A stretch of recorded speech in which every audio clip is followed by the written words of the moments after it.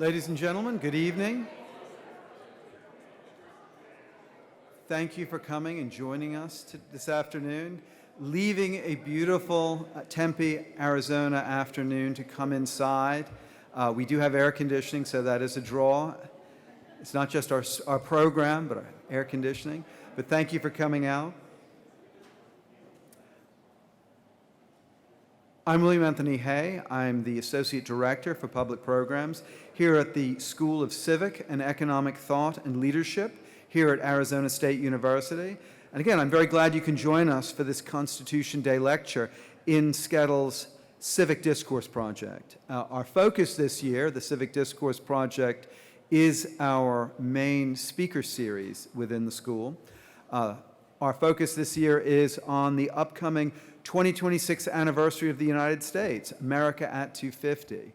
So this America 250 will be the theme, the broad theme of our series this year. So we are very glad to have you here as guests of the Civics School at ASU. Constitution Day. Constitution Day celebrates the adoption of the United States Constitution signed in Philadelphia on September 17th. 1789. We think of 1789 for another year, but the good thing of 1789, or not another year, but another event, but the good thing from 1789 is the U.S. Constitution, the signing of the Constitution. All publicly funded schools, colleges, and universities have a congressional mandate to offer programming for Constitution Day, and SCETL is proud to host this lecture for ASU. Now, recent events should remind us all, recent very unfortunate events, should remind us all that free speech and free assembly are rights our Constitution guarantees. Both those rights of free speech, free assembly, are foundational. SCETL is committed to upholding those rights in action no less than in words. We don't just talk about it, we don't just teach about it, we do it. And that's part of the Civic Discourse Project. So gathering here together is as much a lesson in civics as the content of our conversation today. This is the school's 9th year organizing the Civic Discourse Project for ASU and for the Phoenix community and for national audiences.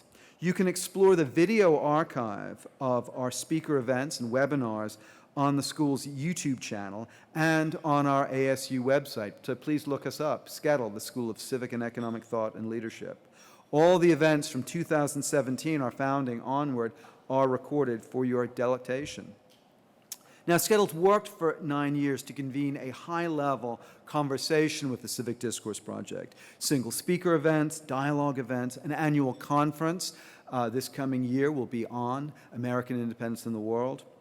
And these encompass a wide range of views. The public project of these events for our campus and community is an extension of our academic program. Courses, curriculum, degrees, an MA degree, undergraduate degrees, majors with a major, minor, and student experiences. So please look us up. This is our effort to reconnect liberal arts education and American civic education. Once again, we are the civic school for Arizona. Now, the United States has one of the world's oldest governments in the federal Constitution of 1789. Other constitutions have come and go. It's an important point we often forget, that we have one of the oldest constitutional governments lasting. So what makes our system so enduring? That's a question our speaker will explore. Charles C.W. Cooke is a writer for National Review, a Floridian an American by choice, a Floridian by choice, Florida man, coming to Arizona. Born in England, he studied politics and modern history at the University of Oxford before coming here to the United States. Cooke's writing focuses on Anglo-American history, free speech, Second Amendment rights, and American exceptionalism. He hosts a podcast for National Review magazine and is also broadcast for HBO, Real Time, with Bill Maher, BBC, MSNBC, Fox News, The Blaze, and many other broadcast outlets. Cooke's writing credits include The New York Times, National Interest, and The New York Post. So I'm delighted to welcome Charles Cooke on the United States Constitution, a work of enduring genius. Charles.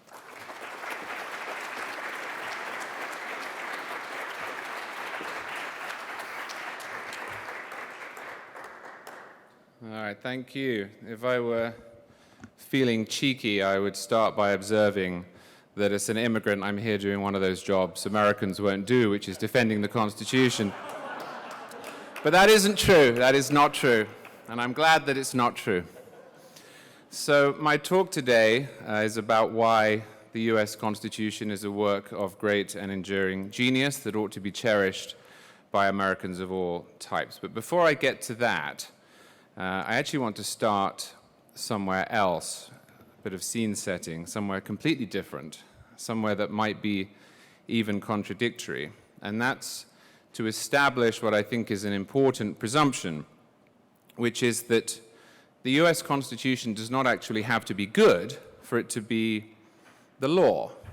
And if we assume, just for the sake of argument at the outset, that I am wrong and that the US Constitution is not good, then that raises a question, which is what should we do about it? And the answer, the clear answer, the only answer, I think, is that we should still follow it every bit as sedulously and faithfully as we would if it were good, until such time as it's amended or changed or replaced. Now, I mention that because it's important to understand going forward that the Constitution is law. That might sound obvious, it might even sound trite that the Constitution is the law, but I'm not sure it always is obvious. Quite often, on both sides of the aisle today, we use constitutional or unconstitutional as stand-in words for thing I like or thing I dislike, thing I think is good, thing I think is bad. And this leads to some backsliding. It leads to the interaction with the Constitution as if it's a big linguistic game to be played in the advancement of other politics. And I think that that is the wrong way of looking at it. Now, of course, I hope you'll agree with me by the end that the Constitution's an extraordinary document. But if you don't, I think one of the things that as a country we need to agree upon is that it is the law, not a statement of principle, not a vague aspirational list, but the highest law in the land. And this matters because if it isn't a law, then a lot of our institutions as a country don't make a great deal of sense. I mean, for example, before we allow politicians to take office, we require them to take an oath. Before we induct people into the military, we require them to take an oath. When I became a citizen 7 years ago, was obliged to take an oath to the Constitution. That oath is, of course, meaningless if the Constitution is optional, or if it's vague, or if it's subject to revision on the fly. What then was I promising to defend? What are our politicians promising to be bound by? If you vow a promise to a living, evolving document whose terms are nebulous, that's not a promise at all. You might as well swear an oath to astrology. So we have a system that assumes that written law is binding over time. And the same issue would make our judges completely random and pointless. Within a system in which the Constitution is not law, what are our judges doing? There's a paradox in the American system of government. It's quite different than the system in most other countries. This is a republic in which we use democratic means to choose who we want to represent us and who we want to pass our laws, but we also have judges who are allowed to strike down those laws.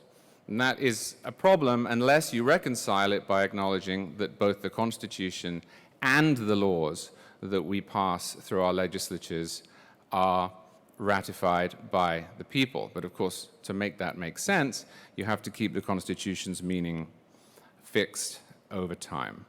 So I mention this because I think it's important at the outset to establish that principle, that even if you don't agree with me that the Constitution is good, it doesn't need to be good to command our respect, and its value and legitimacy do not depend upon me winning you over. That said, I think the Constitution is objectively good. I think it is remarkable. I think there is a reason that it has survived for more than 230 years. In fact, I think there are three main reasons for this. So the first one is that the drafters of the Constitution, who were by no means perfect men, were obsessed with human nature. And they wrote a Constitution that accepted human nature as a constant rather than tried to change it by force or by guidance. The Woodrow Wilson, who was president during the Progressive era, who didn't much like the Constitution, was open about that. He wrote books about it and his ideas for its replacement, complained once that the Constitution had been written before the invention of the telephone and that it was thus out of date. Now that is true. It was written before the invention of the telephone, and we can add in other items as well. The Constitution was written before the invention of the automobile and the machine gun and the airplane and the television and the microchip and Taylor Swift. But that doesn't matter, because the purpose of the Constitution in almost all particulars is to address human nature. And in this respect, the American Revolution was rather conservative with a small c. I don't mean conservative in the way we might use it now. I don't mean politically conservative. I don't mean Republican or right-wing. I mean it was a conservative revolution. Now, it's odd, of course, to describe a revolution, a violent revolution at that, as having been conservative. But in many important respects, the American Revolution was conservative. Now, it's true that after the Revolution, the colonists made some pretty astonishing changes. They abolished the monarchy. That was not normal in the world at the time. They prohibited the establishment of a national religion, although the states did have their own established churches up until about 1830 in some cases. They expanded the franchise to free men, not slaves, big problem, but in a way that was not done anywhere else in the world. Now, their great sin was the preservation of slavery, although the revolution in some respects changed the trajectory of that too.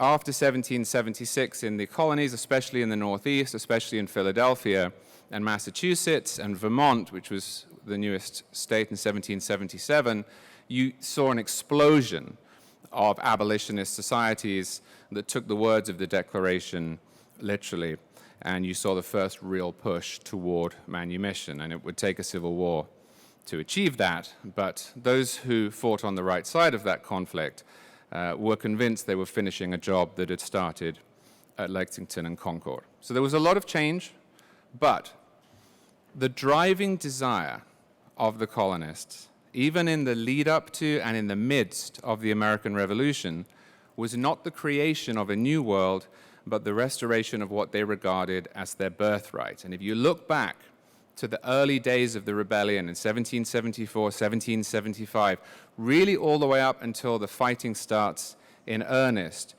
you'll find that almost every document that was sent to Britain, that was sent in particular to either King George III or to the Parliament, pleaded with the king or with Parliament to recognize the British liberties the colonists believed they had enjoyed since time immemorial. Now, that's a phrase they use, time immemorial. It's not quite true, but in the American mindset, they had brought with them across the sea all of the liberties that the British enjoyed, and they were being deprived of those. They weren't trying to create new ones. They wanted what they saw as their birthright back. They weren't trying to create a new world, they were trying to maintain the old. They weren't rejecting the British mold, they were seeking to ensure that it was not abridged. And as the historian Ron Chernow, who wrote the biography of Hamilton that became that musical, and a great book about George Washington, they were led in this endeavor not by the disaffected rabble or by an ideological vanguard, but by people who had the most to lose. That's quite unusual too in a revolutionary context. George Washington was extremely rich. George Washington was the Elon Musk of his day. The attendees at the Continental Congress, the signers of the Declaration, they were what we might today call bourgeois. They weren't natural revolutionaries. And if you look at the Declaration, and you scroll down, you'll see that it's not the introduction, which we now hold as the most important part of it, and I do myself. It's the list of grievances and usurpations that they were the most concerned with. I think Thomas Jefferson did the world an enormous favor with the introduction of the Declaration of Independence. Martin Luther King described it as a promissory note that had not been delivered on. I think it changed the world. My wife was born in Hong Kong, which is now unfortunately under Chinese Communist Party rule. And if you look at the streets when they have their protests, they often wave the flags with the beginning of the Declaration of Independence on them. It's enormously important, and I'm not downplaying it. What I'm saying is that at the time, the main focus was on the grievances, and all of those grievances were the product of a set of pre-existing expectations. In effect, the signers of the Declaration, the revolutionaries of 1776, were saying, you guys are not treating us as British subjects. We have a set of standards that we've agreed on, and you're violating them. Well, why does that matter? It matters because it gives the character of the American Revolution and its aftermath a completely different tone than, say, the French Revolution or the Russian Revolution. The revolutionaries in France and the revolutionaries in the Soviet Union and then later in China believed they were reinventing man. They believed that they are altering human nature. The French rewrote the calendar. They abandoned all of their traditions. They started the clock at year 0, and then they said about guillotining anyone they thought might be wrong. The Russians tried to suppress individual ambition. They liquidated the kulaks. They made religion outre and in some cases illegal. They set up death camps for dissenters. The Americans did not. On the contrary, the underlying premise of the US Constitution that was written a decade or so after the Declaration of Independence is that men are liable to do bad things in every time and every place. Now, being almost all Protestants or deists or whatever the hell Thomas Jefferson was, the founders would not have used the term I'm about to use, but they in effect assumed the presence of what Catholics would call original sin. They proceeded in their constitutional architecture as if human nature was fixed, as if it had been the same throughout American history, and as if there was no fundamental difference in politics in their era than there had been in the Roman Empire.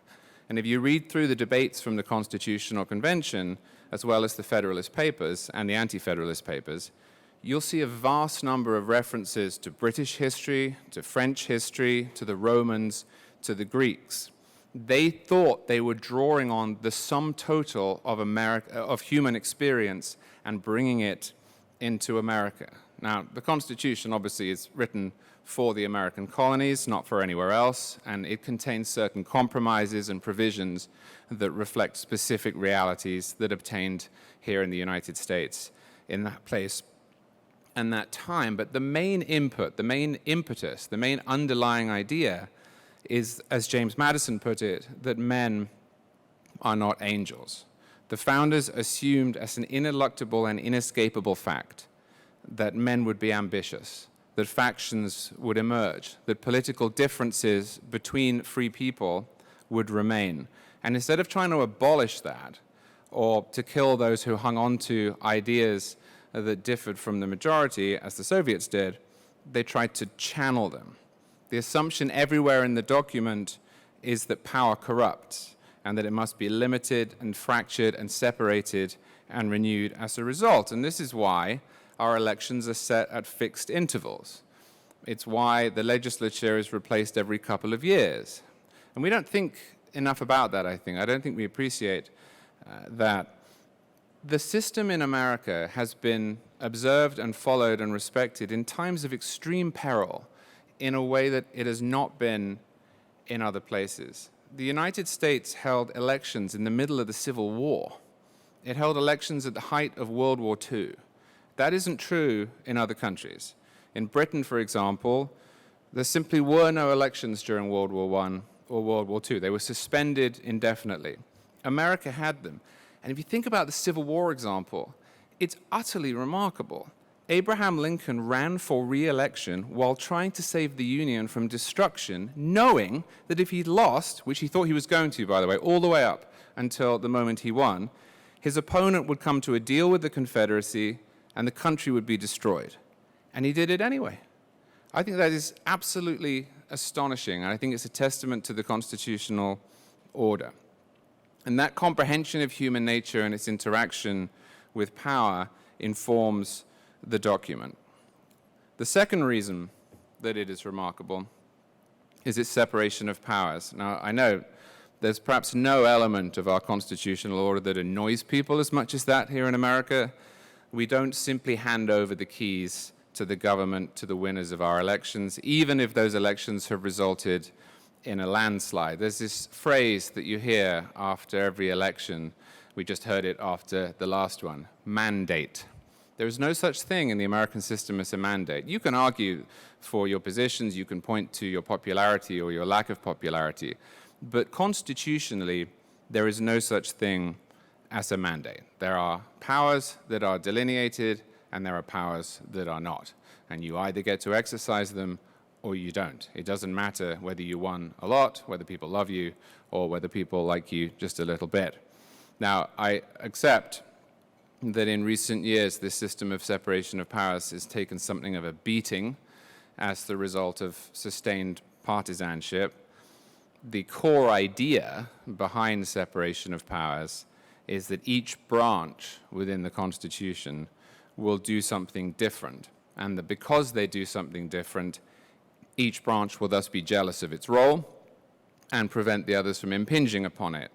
And that naturally assumes that members of Congress will think like members of Congress, and the president will think like the president, and the judiciary will think like the judiciary.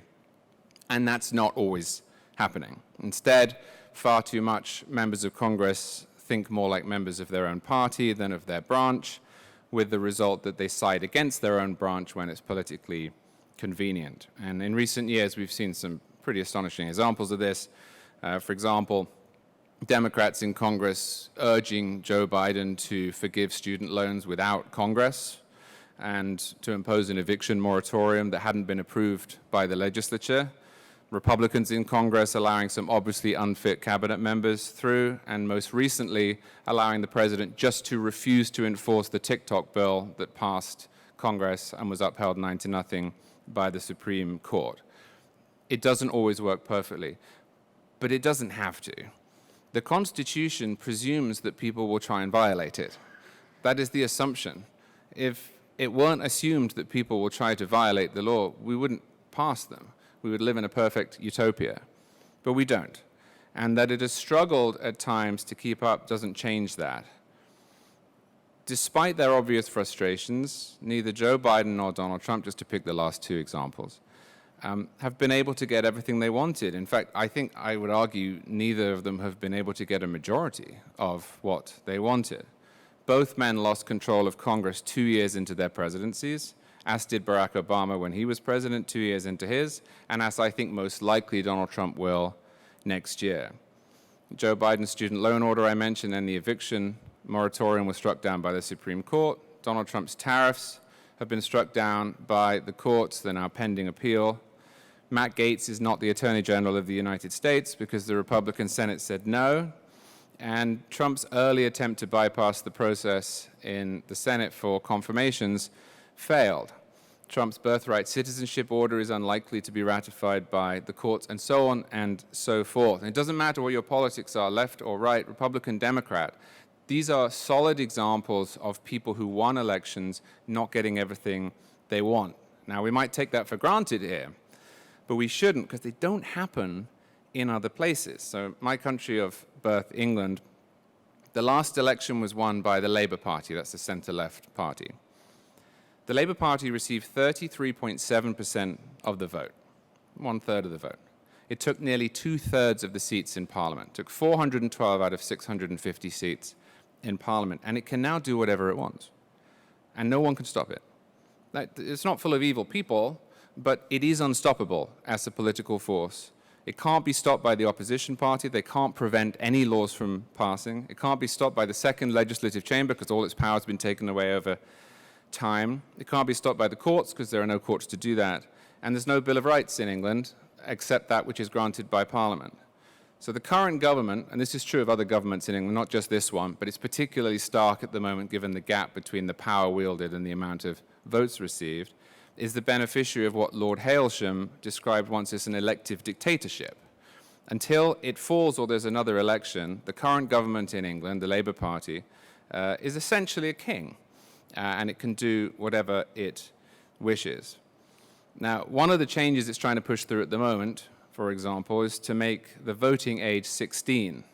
Now, the reason for that is that it believes that it will help it win elections forever. And in America, that sort of question would be resolved by the Constitution. And if it weren't, the change would be really hard to make without massive buy-in in the country and in the Congress, and the dissenters would have ways of blocking it and stopping, and there would be a forced national debate about altering the rules. But this, in Britain, if it goes through, will just go through, and then it will be very hard to reverse. And I think our system, which slows down that process, is a good thing. As a digression, it is quite funny watching the same people who argue that 16-year-olds ought not to be allowed to buy a house or get a credit card or join the military or drink or own a gun or smoke cigarettes because their brains aren't sufficiently developed, saying that we should allow them to vote. But that's what self-interest will do for you. So the third reason the Constitution has endured, and I think is a work of great genius, is its robust support for federalism. Now, this is a criminally underappreciated part of the document, and I think it's surprisingly underappreciated given how divided we are as a country. So the beating heart of the Constitution, as it was originally designed, is what's called the enumerated powers doctrine. And in essence, what this holds is that unlike the states, which have general police powers or general powers, the federal government is allowed to do only those things that it has been explicitly empowered to do. So if it's not in the Constitution, the federal government isn't supposed to be able to do it. And this is why, for example, in the federal Constitution, we have the 16th Amendment, everyone's favorite, which allows the imposition of an income tax. But the Florida Constitution has a provision that bans an income tax because the presumptions are reversed. The federal government had to be given the explicit power to impose an income tax. Florida was assumed to have that power, so the people had to stop it from being exercised. This idea led to a really interesting fight at the time of the drafting of the Constitution, and a forgotten fight often. And that is that Hamilton and James Madison, who were the two primary drafters of the document, opposed the inclusion of the Bill of Rights. Now, today, the Bill of Rights is entirely uncontroversial, I hope.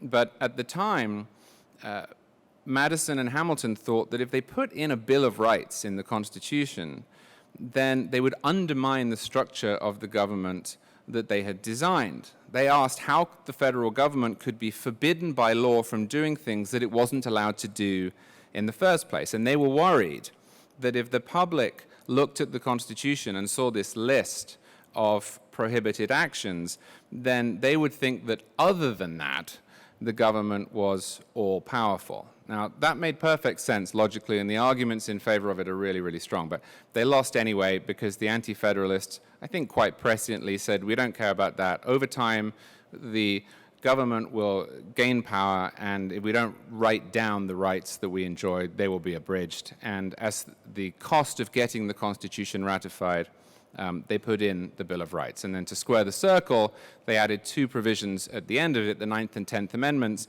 that say that the federal government's not allowed to do whatever it wants unless it touches the areas mentioned in the Bill of Rights, and that the states and the people retain the vast majority of the power.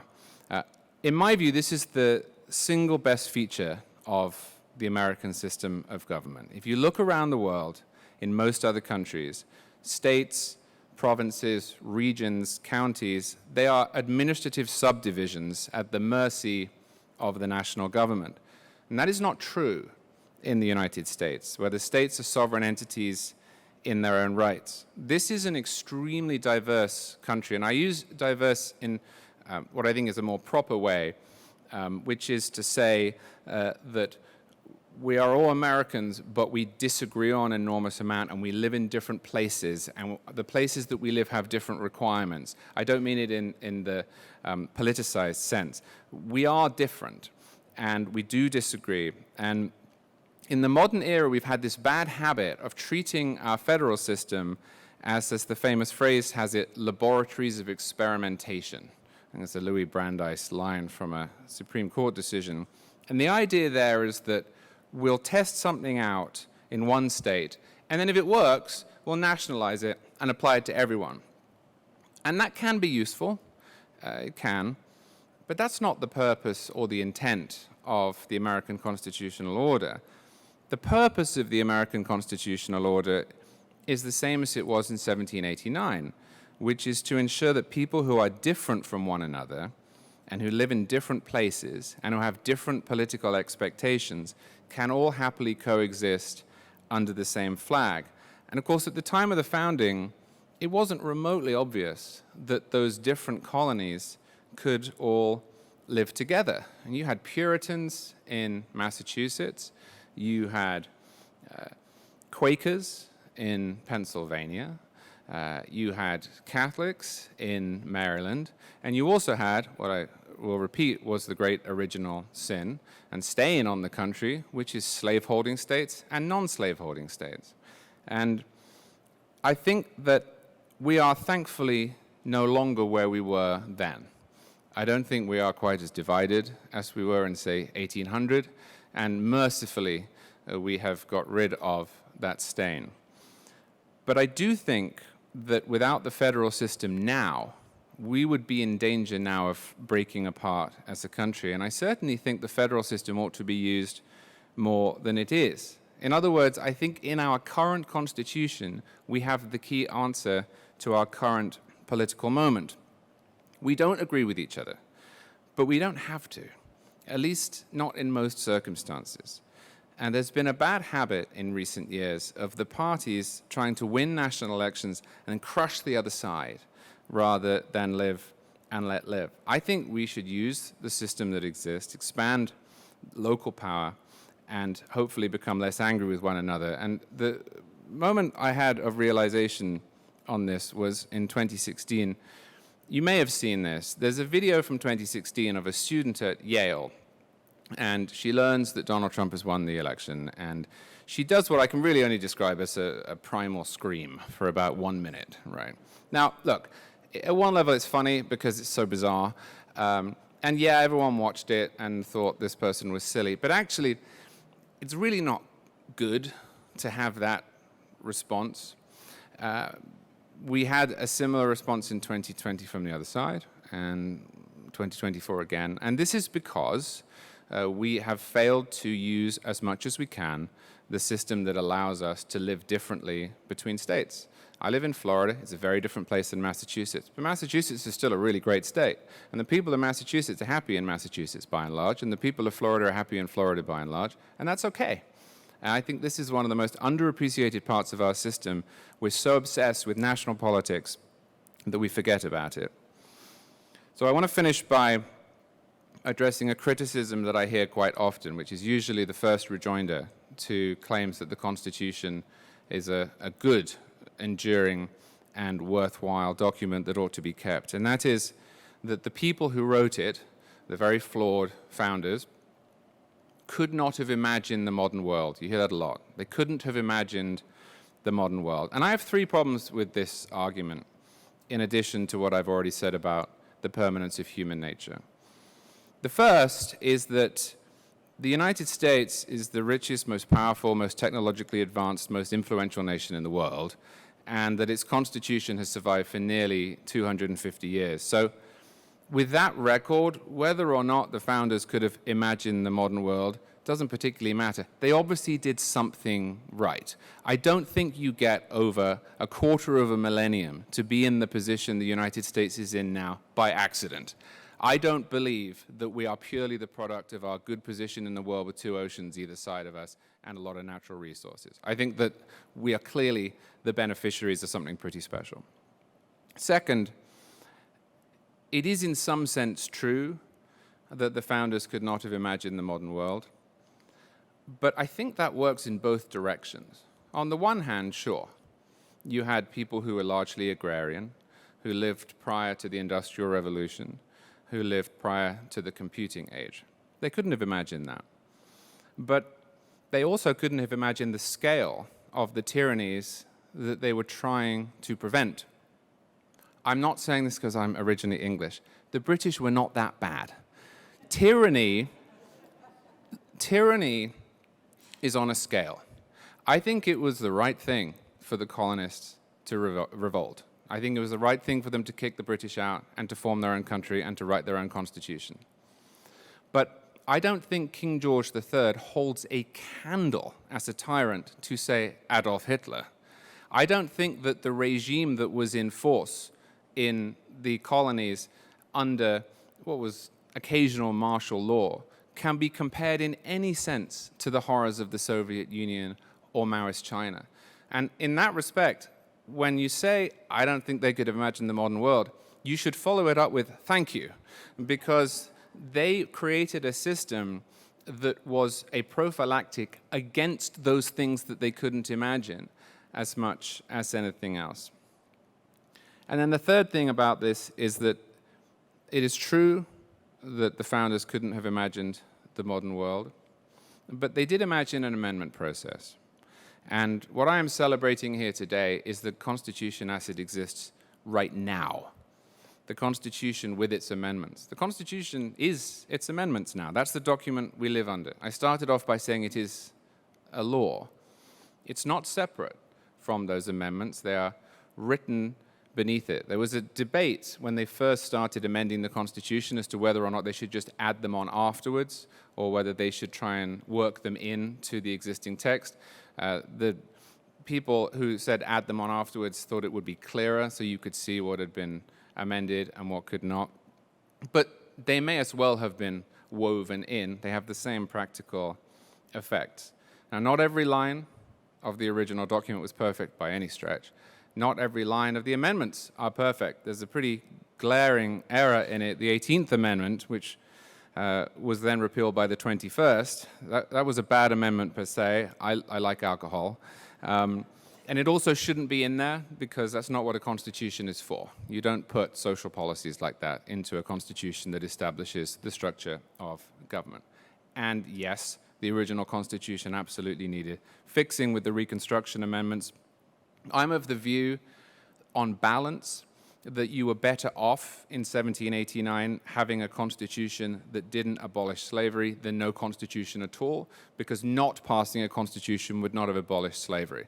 But the Constitution didn't abolish slavery, and this was a great failing of it, and it led to a degree of hypocrisy in America that took a very, very long time to overcome. Those first lines in the Declaration of Independence I mentioned were simply not true for huge numbers of people for a long time. So the Constitution that I am celebrating is inclusive of those changes. They are part of the reason that I am celebrating it today. It was amended. If needed, it will be again. And when it is, we should be grateful that we have this extraordinary structure to work with, the structure that does not exist anywhere else in the world. And I should say on a personal note, I'm extremely proud to have become a citizen in a country in which it is in force. Thank you.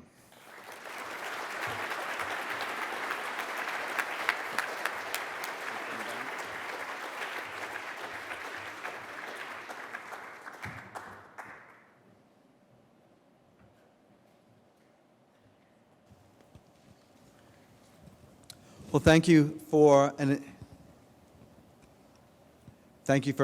enlivening and enlightening discussion of the Constitution.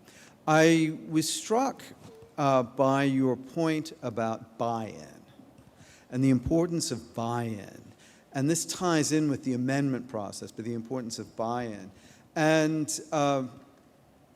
David Hume in the 18th century, Hume was a philosopher, a figure who many of the founders had read, observed that all government is by consent, even despotic government, because if people don't agree to it, you don't have it. And that gets me to the question of situations where, and we can give examples of more recent policies, where things don't have consent.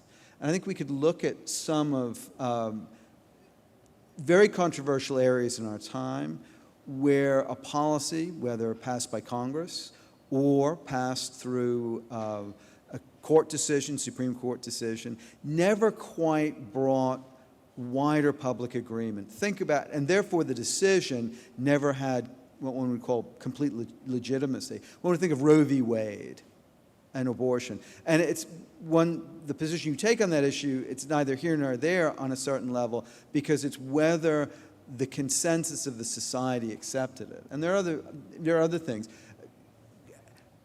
I'd be interested to hear, how does that fit with federalism and building consent?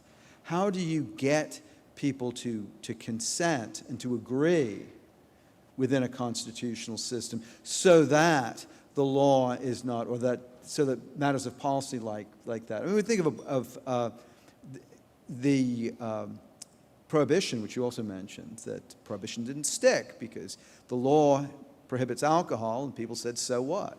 So how do you, that seems to be a fundamental thing of getting consent, and the Constitution you described, the process elements of it, set a high bar for consensus.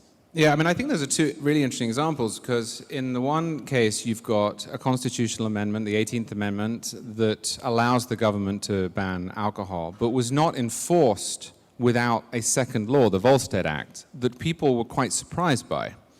The conception when the 18th Amendment was passed among a lot of the people who voted for it was that it only applied to really hard liquor.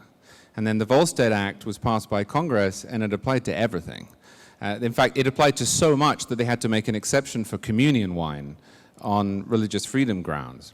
And that was a flaw from which the 18th Amendment never really recovered, because the law, as it had been passed by Congress, was not the thing that had achieved the buy-in that led to the passage of the 18th Amendment. With Roe v. Wade, that wasn't a constitutional amendment. That was a decision from 1973 that I think was extremely poorly reasoned. And again, it doesn't matter what you think about abortion as a live issue. The great scholar John Hart Ely, who was a left-winger and was in favor of legalized abortion, wrote when it came down at the Supreme Court that this has nothing to it. It's smoke and mirrors. It's fluff. That's a big problem. So those two are interesting as examples of changes that didn't catch. I think with federalism, you're never going to have a perfect answer to this because people disagree so much. I mentioned Florida and Massachusetts. We have different polities in those states, and they want different things. But the closer the laws are to the people, then the more respect they engender. Tocqueville talks about this in, God, I've been listening to too much Super Trump. I almost said Breakfast in America. It's not Breakfast in America. Democracy in America, where he says that passing laws locally is good not only because people can see their effect, but they're taught in the process how to become a citizen. And that's just not true the further away you get. One of the problems with our system, especially in the modern era where government and life is so complicated, is that every time we have an election, we are by definition voting on a lot of things we don't know anything about, and rationally don't know anything about. I mean, so we had just had an election. We had Donald Trump versus Kamala Harris. And it doesn't matter which one you voted for, you were also voting for some quite complicated regulations around logging in the Pacific Northwest, because that's what the executive branch does too. That's really difficult for people to get involved with because they have lives and they're busy. But that's not so much true about school boards or the speed limit on your street or water regulation in your town. And I think that does engender buy-in. So if you can keep as much as possible local, then you leave the reverence for the things that are truly national. This brings to mind the experience many of us have had going on an internet switchboard or on a phone call switchboard where representative, you start shouting representative in order to actually get through to some people. Whereas on a school board or on local issues, you can actually talk to a representative. And that accessibility is important, that a distant government doesn't provide. You know, another point in our discussion, and this relates to my question about, or my comment question, about consent and consensus, and how you get people on board. Many of the founders objected to political party. They thought that political parties are bad, don't work. And many people today think, if only we could be without parties. But one, is that really possible? And two, how don't parties actually reflect something, the real differences? I mean, it was only until Martin Van Buren, a later president, who said, well, you have to work through parties because it would organize opinion. But how can we find a way to harmonize discord? Yeah, so we're never getting rid of political disagreement. I understand that the baneful spirit of the party was Washington's phrase from the early days, but almost immediately America separated into factions. I mentioned the 1800 election. The 1800 election makes our politics today look relatively kind. It was Thomas Jefferson against John Adams. And they said things about one another now that you simply could not believe. I think Jefferson didn't say it directly. He was too smart to do that. But he got his people in the newspapers here to describe John Adams as a strange hermaphroditical character that had neither the tenderness of a woman nor the strength of a man. And then the John Adams faction said that Jefferson was an atheist who would lead to your babies being put on spikes. And these people we revere for good reason in many ways, but they were not above that kind of talk. In fact, when you go home, go online and look up Reason magazine. They used the text of these ads and they made attack ads in the modern style using these phrases, and it's wildly entertaining to watch. But people really immediately fell into these camps because they had two different competing visions for the country, which is fine. That's why we have politics. So I think that side of it is inevitable. I think parties are probably inevitable in our system. We're probably destined to have two parties as well, given the way the Constitution works. But I do think the way the modern parties work is less than ideal in that they seem now to channel everyone into Camp A or Camp B. And there's much less room for people who might be a Republican or a Democrat but disagree with some of the things that those parties stand for. It used to be, certainly when I was learning about America, touted as a positive thing, for example, that the Democratic governor of Massachusetts would be really different than a Democratic governor of Alabama. Or a Republican senator in Maine would be different than a Republican senator in Texas. The nationalization of our politics is eliding a lot of those differences in ways that I think are just totally unhealthy because, I have strong political views, I write about them all the time, but most people you meet are not walking around extremely angry with the other side. We have started to treat politics like sports. I really, really hate the Houston Texans. I'm a Jacksonville Jaguars fan. I do. I hate them. I hope they go 0-17, and I hope their fans cry themselves to sleep. But that's not a healthy view to have about your fellow citizens. And that's where I think it gets ugly. What I don't think is we can all sing Kumbaya and pretend we all really agree, because we don't. So the challenge of getting people who disagree to live together in peace and to cooperate together, that's the great challenge that we face. Let me open up for questions. We have a microphone set up, and so I would encourage those of you who have questions to ask. If you have a question, please ask it. If you have a speech, we would rather you not give it. So please, we want to provide the chance for our audience to question and comment for Charles Cooke. Good Please, to go? our first, Okay. you're on. Thank you. Fantastic presentation. Thanks so much for being here to share that information. Yes, I think so.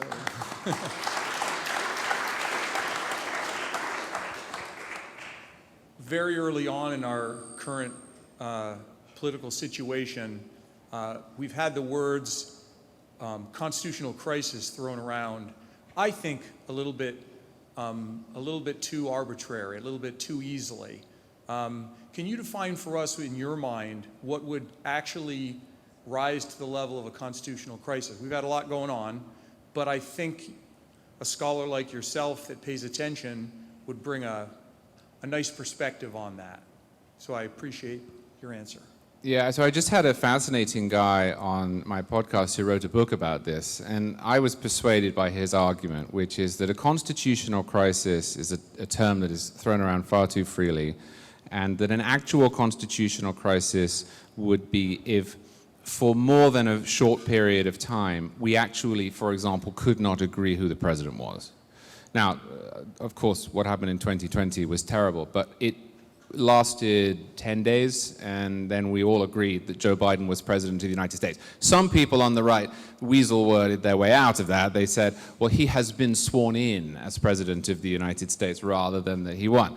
But we all agreed that he had been sworn in as president and that his orders were had the force of law, and we proceeded accordingly. We challenged them in the courts as if they were legitimate. Congress continued its work. It passed a bunch of legislation, or didn't in other cases. It chose not to. So I think the most obvious constitutional crisis we could have is if that collapsed. And then the second step, which would be the product of that collapse, would be mass violence, which would be the end of the country, I think, as we have known it. So I don't think we are anywhere near a constitutional crisis right now. I think people are really angry with one another, and I wish that they weren't.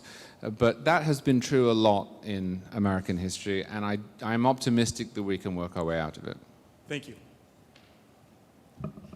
Yes, so you talked about separation of powers and like how the idea of a mandate, it really shouldn't be a thing. But would you say today that's part of the issue, is that people want sort of the president to have even more power? And so like, as long as, I kind of say he can be a dictator as long as he's our dictator, right? Yeah, and this is, as I mentioned, one of the problems with the way we use the Constitution at the moment, which is the presumption of James Madison was that people would be ambitious and defensive of their own branch of government. And so the first thing you would say if you were in Congress is, I am in Congress. The old joke in Washington, D.C., between the House and the Senate was, the House would say, we need to get this done so we can stick it to the enemy. And someone would say, what, the other party? And they'd say, no, the other chamber. If you were in the Senate, you were supposed to put that ahead of the House. And especially ahead of the president. And we've started to see people identifying more as a member of their party or their ideological faction. And I think that's really bad, and I think that's one reason why the presidency has just got more and more powerful since Franklin Roosevelt, and especially in the last 20 or 30 years. I do, though, think that the fact we have elections every 2 years and politics moves fast in America is saving us from most of the consequences of it. I say this affectionately as an American myself. We have really short attention spans. If you look back, so Watergate was concluded in what, 1975? And the Republican Party had fewer members and supporters that it had had since the 1920s. And 5 years later, Ronald Reagan won 44 states. In 2008, George W. Bush was unbelievably unpopular. There was like George W. Bush and then syphilis. They were about the same. And 2 years later, the Republicans won more House seats than they had won since 1922. It moves very fast, and that does, I think, save us from some of the edges. But yes, it is a very big problem. Thank you. Hello, my name is Sophia Thomason. I'm a senior majoring in SCETL, and thank you so much for this lecture. It really was quite a treat. The Federalists are rightly celebrated as genius architects of the Constitution, but the Anti-Federalists have some warnings that I believe are reflected in the modern political attitude. In light of this, do you think that the Anti-Federalists have won the debate, not in the sense that they've won the ratification debate, obviously, but in shaping the enduring perception of our government? So I think the Anti-Federalists were right about quite a lot. I think they were right on balance about the Bill of Rights. As I say, it doesn't really make sense to have a Bill of Rights given the structure of the government, but I'm glad we have one. I do think we would have led, the lack of one might have led to our being more like other countries. I mean, just an obvious example is freedom of speech in the United States is so much stronger than it is everywhere else because we have the First Amendment, and people appeal to it. And in England, it is just not as robust. In France and Germany and New Zealand and Australia, and let alone other parts of the world, it's just not as strong. And the Anti-Federalists were prescient with that. Another good example of the Anti-Federalists getting something right was the pardon power.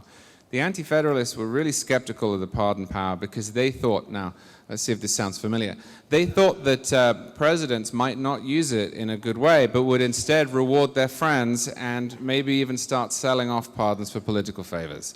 I think that the last day well, look at, was it 4 or 5 day period? The last day of the Biden administration, Joe Biden issued a preemptive pardon, which is almost unheard of, to his family. He did that a few hours before Donald Trump was sworn in. And then Donald Trump immediately pardoned not just the few cases that he had personally reviewed and thought might have been unjust, but all of the people involved in January 6th. And the Anti-Federalists, if you read the Anti-Federalist papers on this, would have said, yeah, that's exactly what is going to happen here. It's a big problem, especially in a country with fixed elections, because there's no democratic incentive against doing it. If you lose or win the next election, and then you either can't run again or you're leaving office, then you can use the pardon power in a way that is just completely unreasonable. So I think they were right about that. And you know, I think that it's impossible to read some of their objections outside of the fears at the time that the country was going to split in two and have a civil war, which did happen. But I'm of the view that it was good that when that did happen, the Constitution was more robust, and we could emerge from it with the promise of the country reinforced rather than abandoned. So I don't quite trust George Mason's motivations on some of his objections. Thank you very much.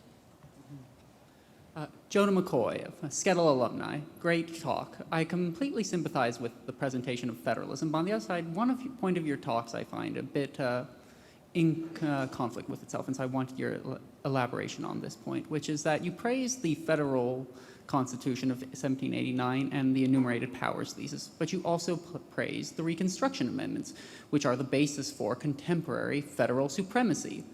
Certainly, with Lincoln and all presidents afterward, that is arguably the beginning and fundamental basis of the contemporary imperial presidency. Once again, we can be happy about the end of slavery, but on the other side, the end of slavery in many ways came at the cost of the federal system because, of course, the states fought to defend the right for the defense of the slavery system. So in that case, we viewed it as a noble end, but it was also the one where the federal system enshrined the states' rights to do terrible things in many ways. So how can you simultaneously defend the traditional construction of federalism while also supporting the Reconstruction Amendments, which invariably have lead to federal supremacy? Yeah, so I think I see this slightly differently in that I don't think the imperial presidency is a result of the Reconstruction Amendment. I think the Reconstruction Amendments were an attempt to ensure that, although it's not in the Constitution, the claim that all men are created equal was enforced in law. And as you say, that wasn't happening. Obviously, when we had slavery, that was very clearly not happening because you had a class of people who were not regarded as citizens. But after the Civil War, the immediate worry and the warranted worry was that we would recreate a sense of slavery or something close to it in effect, even if not in the law. And so Congress starts to pass laws that are very specifically designed to prevent that. You have the Freedmen's Bureaus Act, both of them, and you have the 1866 Civil Rights Act. But the 1866 Civil Rights Act is not really consistent with the enumerated powers doctrine, so you have to pass a constitutional amendment to make sure that it sticks, and they passed the 14th Amendment. So then you've got the 13th, which abolishes slavery, the 14th, which guarantees equal protection, and then you've got the 15th, which pertains to voting. I don't see from that a repudiation of the idea that the states have most of the power within our system. I see within that a repudiation of the idea that the states have the power to destroy people's lives because they're black. And I think that the real changes to the federal system that I was championing come in the New Deal more than in the Reconstruction period. I mean, when the 14th Amendment's introduced into Congress, its chief architect, Bingham, he says, look, what I'm talking about here is the first 8 provisions within the Bill of Rights. Obviously, the 9 and 10 are structural, so it doesn't make sense. But he wants to guarantee to freed slaves, and really anyone else who might be put upon, the same protections at the state level that they had federally.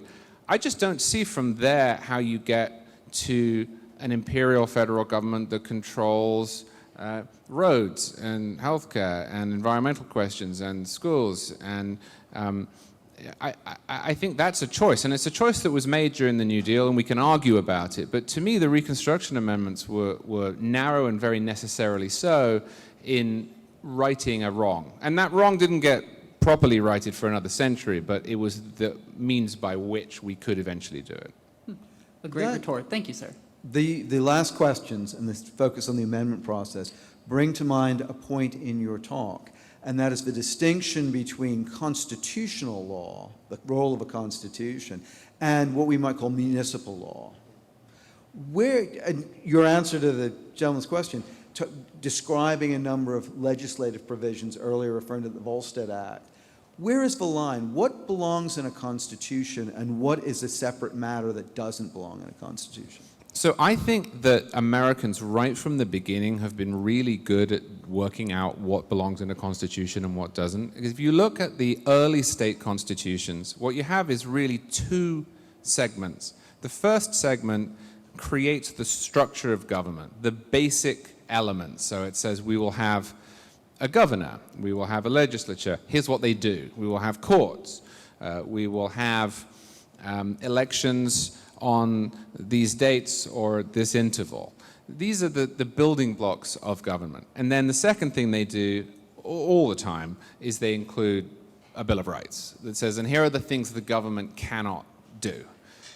Those two things strike me as being the key constituent parts of a constitution, because what they do is they take out of the normal political process the temptation to give too much permanent power to one person or faction, or to screw people over who are in the minority.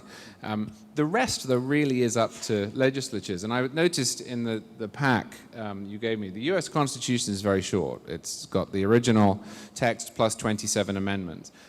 The Arizona State Constitution, like the Constitution of Florida, like the Constitution of Texas, is in my view just far, far too long. It has a lot of things in it that really should be left to normal legislation. Now, I say that against interest because I like a lot of the things that are in the Florida Constitution that are made permanent. For example, it is illegal for the government to impose an income tax. I really like that one.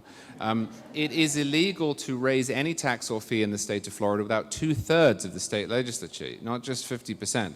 I like the consequences of that. But to me, you're now getting into policy, and what you want to avoid is what you get in the European Union, which is, and people never believe me when I say this, but I promise you can look it up.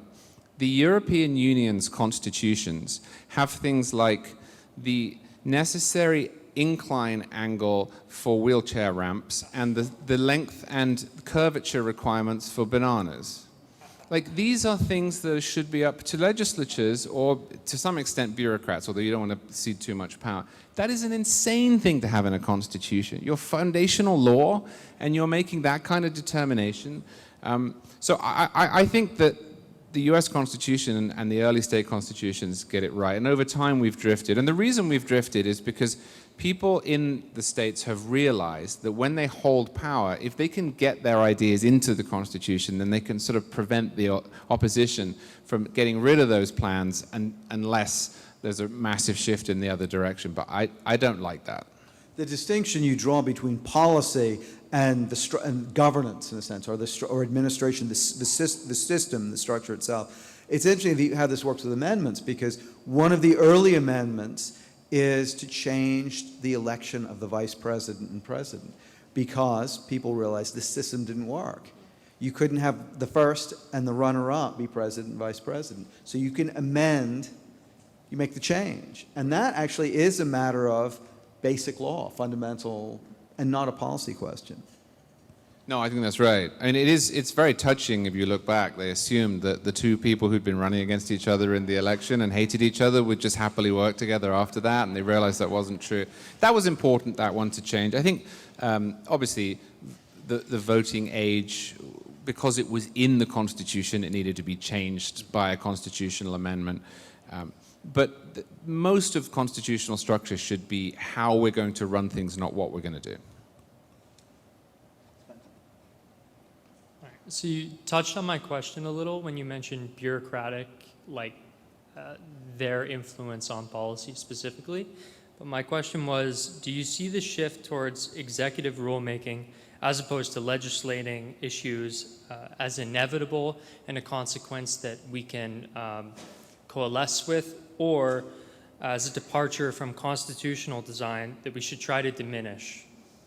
Oh, I think we should try and diminish it. I mean, I think it happened for two reasons. The first reason is that the Woodrow Wilson approach that I mentioned earlier, the presumption of that was that we live in a world that is far too complicated to be run by voters.